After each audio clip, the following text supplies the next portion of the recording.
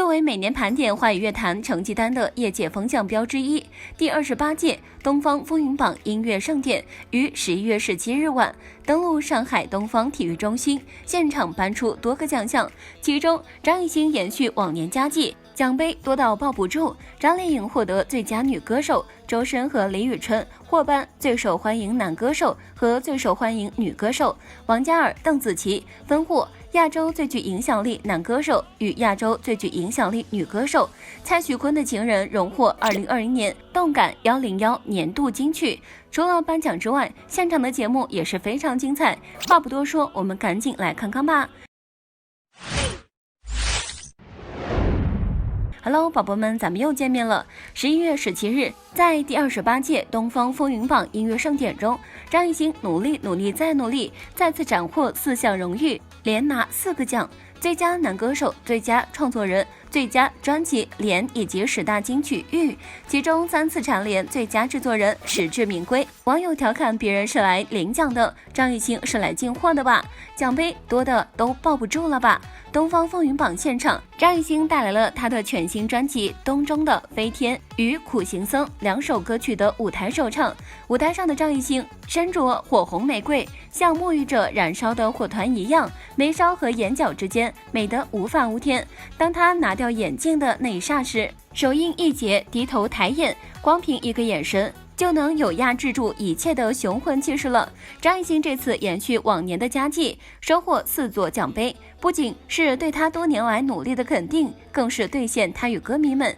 一同许下的最初的承诺，只要努力再努力，就可以离自己的梦想越来越近了。值得一提的是，张艺兴这次是压轴现场，论年纪和资历，张艺兴其实都还是年轻歌手，但如果论作品和创作才华，张艺兴已经算是一线大歌手了。毕竟内娱最大的舞台春晚就曾给了张艺兴最大的牌面，让他独唱自己的原创作品。要知道，就算是出道多年的大咖歌手，在春晚这个舞台上，一般都是和其他歌手合唱一首主旋律歌曲，所以这次张艺兴能够在东方风云榜的舞台上2首连唱，并且压轴出场，也在意料之中。毕竟就连春晚也给了他独唱原创作品的牌面。除了张艺兴获得最佳组合的时代少年团，在东方风云榜现场给网友带来一首具有青春活力的少年时代。少年们用专业而利落的舞台呈现，表达那属于当下年轻人的音乐追求和人生态度。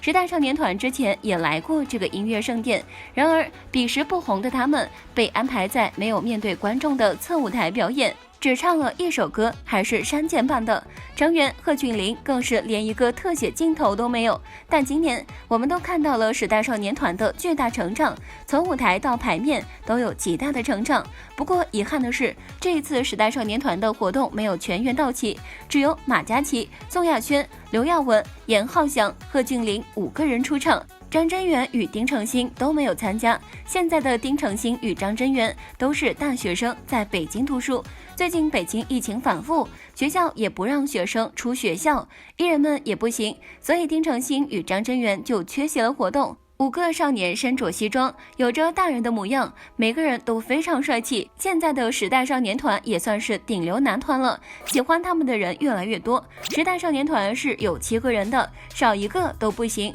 在签名的时候，少年们也展现了什么是时代少年团的团魂。粉丝发现5个人出席活动，他们在签名的时候是签了全员7个人的名字，丁程鑫与张真源的名字也被写上去了。少年们签名的时候也很可爱，马嘉祺是队长，他签名的时候写了丁程鑫名字中的丁和程，随后宋亚轩写了鑫这个字和自己的名字，后面还有3位少年，刘耀文写的自己的名字和张，严浩翔写自己的名字和真，贺峻霖写自己的名字和元。除了队长，每个人都多写1个字，也很可爱。粉丝们都被时代少年团的团魂戳到了，不管什么时候这个团都是7个人的。尽管队友没有办法来参加，属于他们的仪式感也要有，名字到了，人也就到了。时代少年团出道即将2年的时间，因为有前辈 TFBOYS 给他们铺路，他们成长的速度快了很多很多。都知道 TFBOYS 3个人的粉丝是水火不相容的状态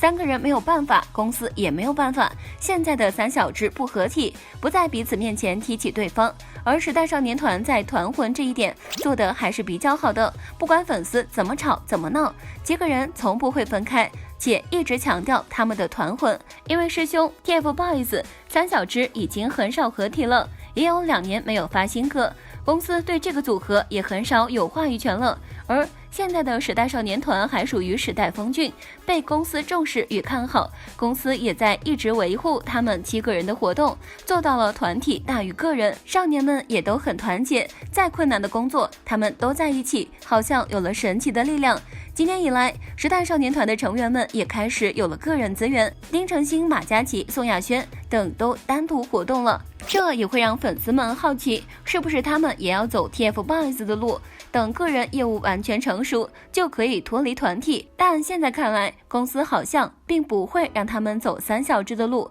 还是要做团。李飞说过，要做中国最红的团，最伟大的团，团体永远高于个人。3小只单独发展有好处，现在的时代少年团捆绑也很火，不管是内娱还是其他国家的娱乐圈，没有团体能够一直合体活动，最后的归宿都是单飞，最好的状态是单飞不解散。时代少年团团魂很感人，但粉丝们也要珍惜。另外，实力歌手周深斩获3个奖项，获得最受欢迎男歌手、最佳线上演唱会以及10大金曲3项大奖。曾6度登上东方风云榜的实力唱将周深，现场献唱电视剧《大江大河2》的主题曲《和光同尘》，优美的旋律，满满的正能量，歌声还是一如既往的温柔，以温柔的深情致敬伟大时代。连续6年参加东方风云榜，4年获得10大金曲奖、最佳新人奖、全民选择男歌手奖、年度最具突破艺人、传媒推荐大奖、年度影视剧歌手奖、